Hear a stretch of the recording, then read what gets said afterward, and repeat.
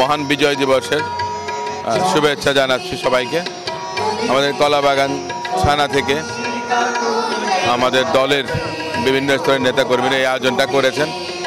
এটা মূলত মহান বিজয় দিবসে আমাদের স্বাধীনতা যুদ্ধে যে সকল শহীদরা আত্মাহুতি দিয়েছেন তাদের আত্মার প্রতি শ্রদ্ধা রেখে, যে সমস্ত মা বোনরা ইজ্জত সম্ভ্রম হারিয়েছেন, মুক্তিযোদ্ধারা আহত হয়েছেন, পঙ্গু হয়ে আছেন, সেটাকে স্মরণ করে মুক্তিযুদ্ধের মহান ঘোষক শহীদ রাষ্ট্রপতি জিয়াউর রহমান তার অবদান, মুক্তিযুদ্ধে তার অসামান্য অবদানের কথা স্মরণ করে মুক্তিযুদ্ধের সকল শহীদদের আত্মাকে আমরা উৎসর্গ করে আজকের এই অনুষ্ঠান।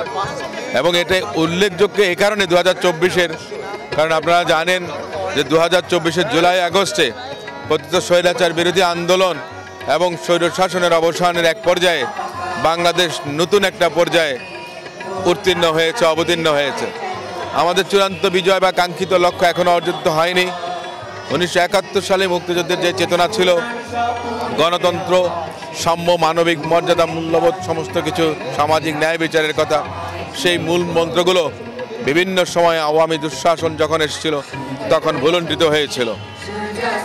আমরা চাই মুক্তিযুদ্ধের মূল চেতনা, যে গণতন্ত্র, গণতান্ত্রিক সরকার, আইনের শাসন, জনগণের শাসন, স্বাধীন বিচার বিভাগ, প্রশাসন সব কিছু যেন নিরপেক্ষভাবে কাজ করে, জনগণই যেন রাষ্ট্রের মালিক হতে পারেন, সেটা যেন আমরা অর্জন করতে পারি এই মহান বিজয় দিবসে।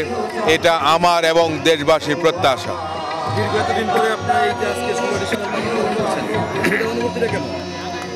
না, অনুভূতিতে এবারের বিজয় দিবসের 16 ডিসেম্বর, আমি তো মনে করি যে 5ই আগস্টের পরে বাংলাদেশের প্রতিটি দিন, প্রতিটি মুহূর্ত বাংলাদেশের জনগণের কাছে একটা নতুন অভিজ্ঞতা, নতুন একটা তৃপ্তি, যেখানে স্বৈরশাসন নেই, দুঃশাসন নেই, যেখানে গণগ্রেফতার নেই, যেখানে গুম নেই, যেখানে খুন নেই, শান্তিতে ঘুমোতে পারছে। এই অভিজ্ঞতা তো ভাষায় বর্ণনা করা যাবে না।